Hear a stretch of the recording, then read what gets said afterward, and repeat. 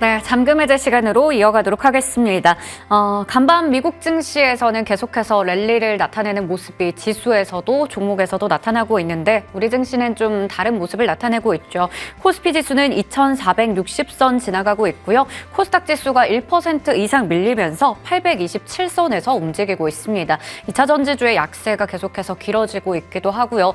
오늘 시장에서 어떤 종목들 움직이고 있는지 지금부터 이야기 나눠볼 텐데요. 알파경제 김종효 이사님 나오셨습니다. 위원님 어서 오세요. 네, 안녕하십니까. 네, 이사님과 함께 머니맵 통해서 먼저 섹터별 흐름부터 체크해 보도록 하겠습니다. 오늘 일단 SK하이닉스의 실적이 장 전에 또 나왔었는데 이게 또 힘을 받아가지는 못하고 있습니다. 소폭의 하락권에서 움직이고 있고요. 삼성전자는 빨간불을 좀 켜고 있습니다. 하지만 오늘 시스템 반도체부터 나름 장비주들 괜찮은 모습 나타내는 종목들이 꽤 있어서 잠시 후에 체크해 보도록 하겠습니다. 그리고 어제 삼성바이오로직스가 실적이 나왔는데 영업이익 연간으로 봤을 때 처음으로 1조 원을 돌파하면서 K바이오계에 또 새로운 역사를 쓰고 있습니다. 오늘 일부 종목들 같이 좀 올라가고 있고요. 그리고 현대차와 기아도 상승불 켜고 있고 자동차 부품주도 괜찮아 보입니다. 하지만 앞서 얘기 드렸듯이 미국에서도 테슬라 어닝 쇼크 때문인지 굉장히 좀 2차 전지주에게는 야속한 흐름들이 최근에 이어지고 있죠. 오늘도 일부 종목들 많이 빠지네요. 4에서 5%가량 내리는 종목들도 보입니다. 이외에도 운송 쪽 괜찮은 것 같고요. 통신 쪽에서 KT도 빨간불을 켜고 있는데요. 지금부터 종목에 대해서 찾아보도록 하겠습니다. 자, 먼저 저희가 리뷰해볼 종목이 있어서요. 고영을 보도록 할 텐데요. 12월 11일에 말씀을 해주셨던 종목이죠. 이게 최고가 기준으로도 60%에 달하는 수익률을 나타내고 있습니다. 고영을 저희가 미리 했는데 오늘도 10% 정도 넘게 올라가면서 신고가를 넘어섰습니다.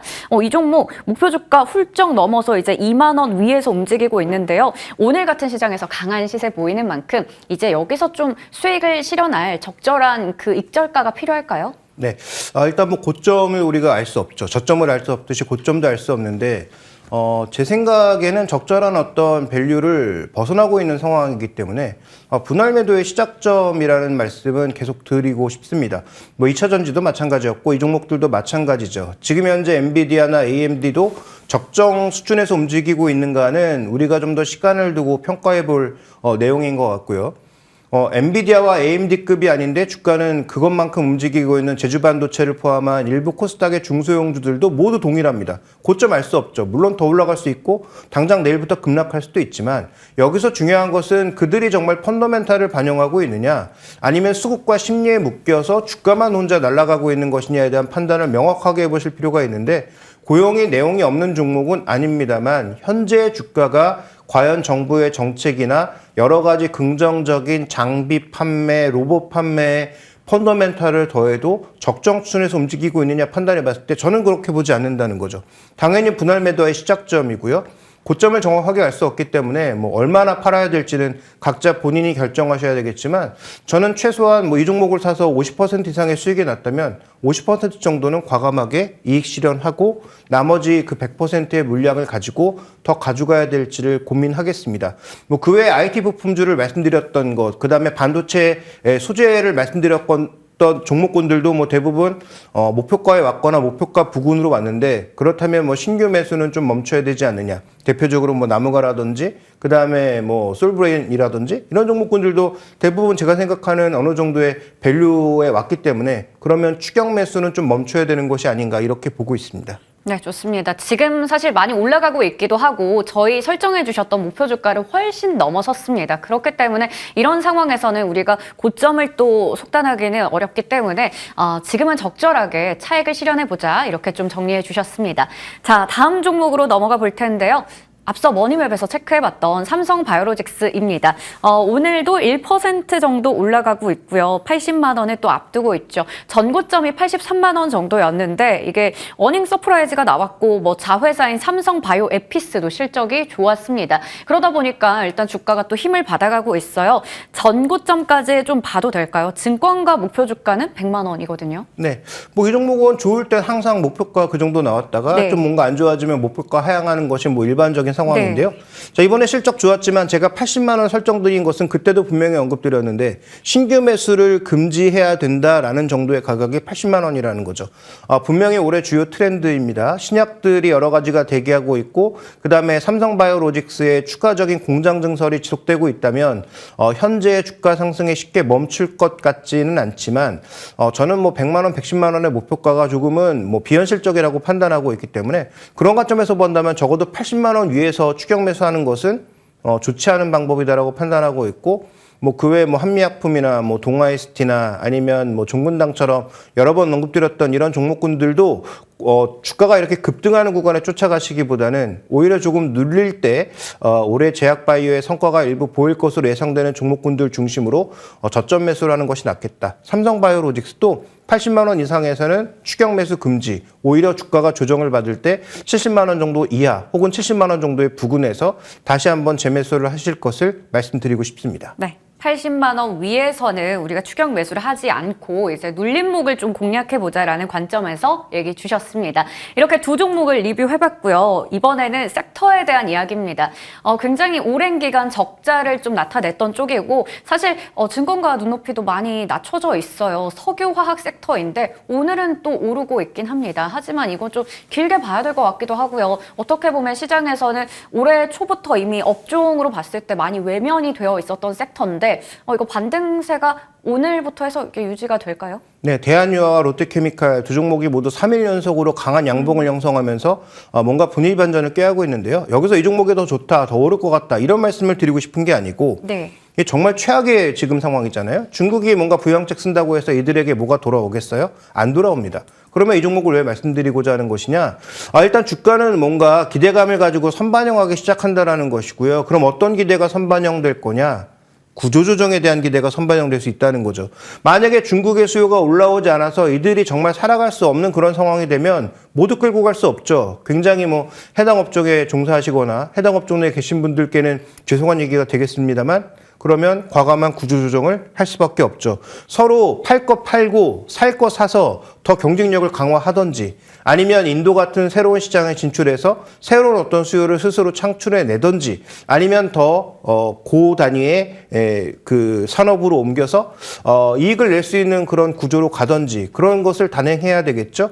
뭐 그런 가능성을 지금 내포하고 있는 회사는 뭐 LG화학이라든지 롯데케미칼이라든지 이런 회사들이 적극적으로 그런 구조조정의 부분들을 추진하고 있지 않습니까? 그래서 그런 종목군들이 만약에 구조조정에 성공한다면 지금 뭐 PB 기준으로 뭐 0.3배 뭐 이런 종목이 워낙 허다하기 때문에 그러면 주가는 생각보다 굉장히 많이 올라갈 수 있죠. 그래서 지금 뭐 적산병 나왔으니까 이거 주목해보자 이런 뭐 그런 시덥잖은 얘기가 아니고 가장 중요하게 봐야 되는 포인트는 현재의 주가 반등의 의미를 우리가 어떻게 해석할 것이냐의 문제인데 저는 앞으로 구조조정이 나타날 수 있다 쪽에 방점을 찍고 있고 구조조정이 나타난다면 여기서 사는 종목군들은 지금부터 생각보다 주가가 굉장히 많이 갈 수 있다. 여기에 초점을 맞추셔야 될 것 같습니다. 네, 일단은 추세에 어느 정도 전환이 최근 3거래일 정도 포착이 되고 있는 상황입니다. 구조조정이라던가 이러한 부분들 통해서 비용에 또 어느 정도 효율적인 부분 개선이 된다면 이게 반등이 나왔을 때 좀 가파르게 개선될 수 있다라는 부분 짚어주셨습니다.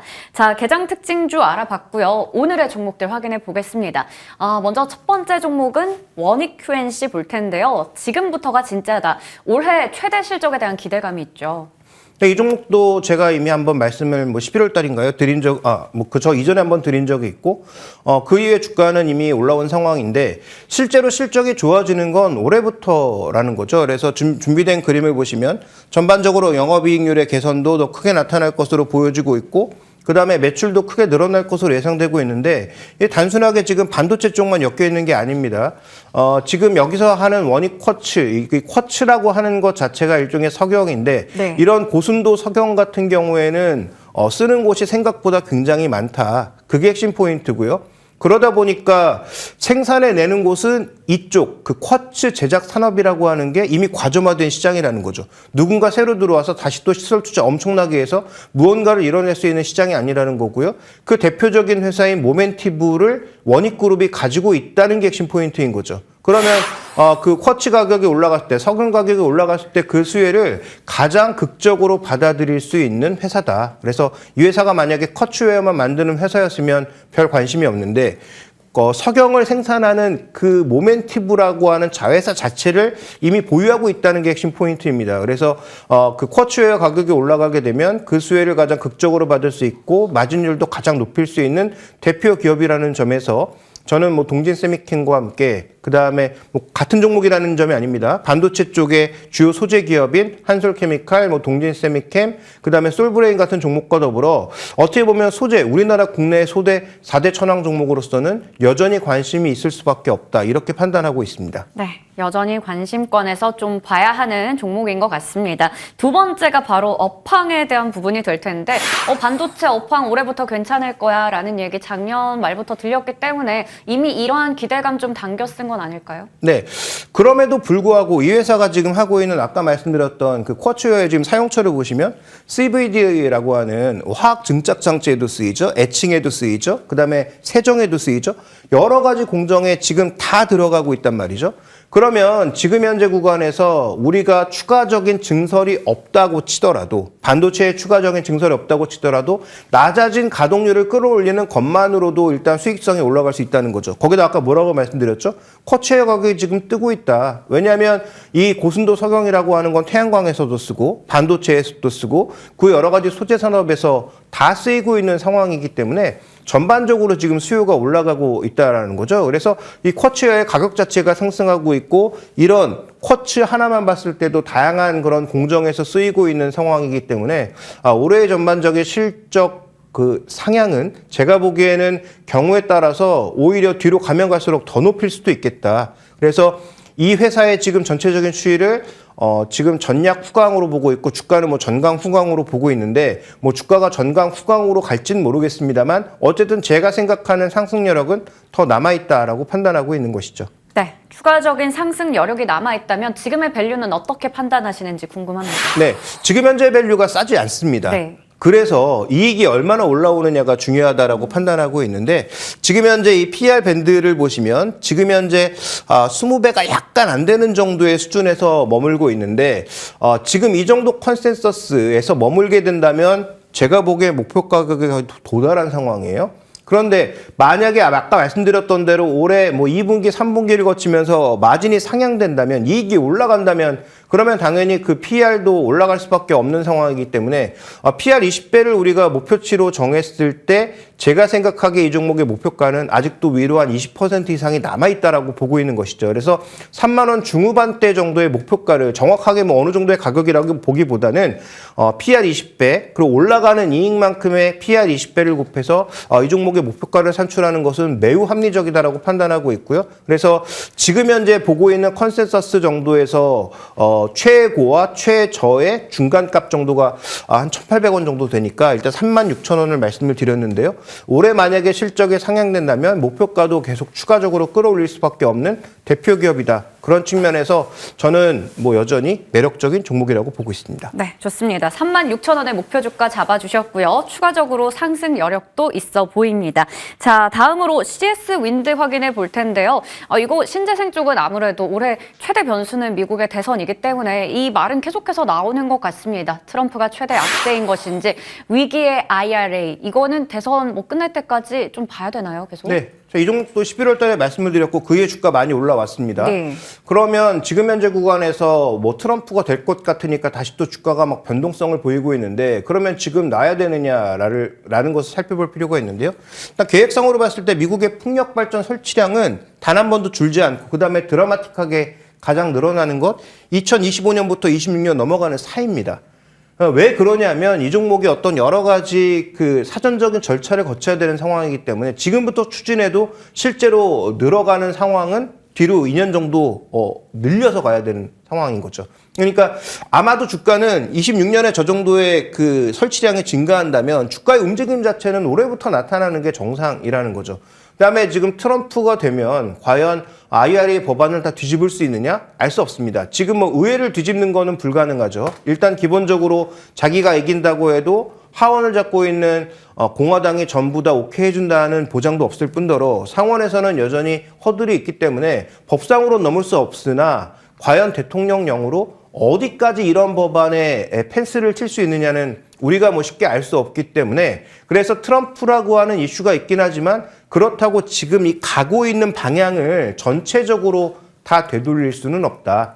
예를 들어서 뭐 보조금 지급 시기라든지 뭐 지급의 순서라든지 이런 것들을 뭐 조절할 수는 있을 것으로 보이는데, 그렇다고 하더라도 이미 계획하고 있는 아리백과 연관되어 있는 저산업의 판도를 트럼프가 4년 정도 더 대통령 한다고 해서 판도 자체를 다 뒤집어 엎을 수는 없다라는 측면에서 저는 뭐 현재 나타나고 있는 주가의 변동성은 그렇게까지 부담스럽지는 않다라고 보고 있는 것이죠. 네, 그렇다면 두 번째로 현지에서 어느 정도로 성적을 내고 있는지 궁금합니다. 네, 이 종목은 어쨌든 공격적으로 지금 공장을 해외로 넓혀가고 네. 있습니다. 이게 핵심 포인트인 거죠. 그러니까 CS 윈드가 가고 그 높은 밸류에이션을 받을 수 있었던 핵심 포인트는 터키, 말레이, 미국, 포르투갈 공장을 해외로 계속 넓혀나가고 있다. 그래서 지금 IRA의 핵심은 미국에서 만들어라인데, 미국의 공장을 가지고 있는 업체에게 당연히 우리가 방점을 찍을 수밖에 없다라는 거죠. 그래서 태양광처럼 지금 중국향으로 다 쏠려가 있는, 그다음에 중국과 가격 차이가 워낙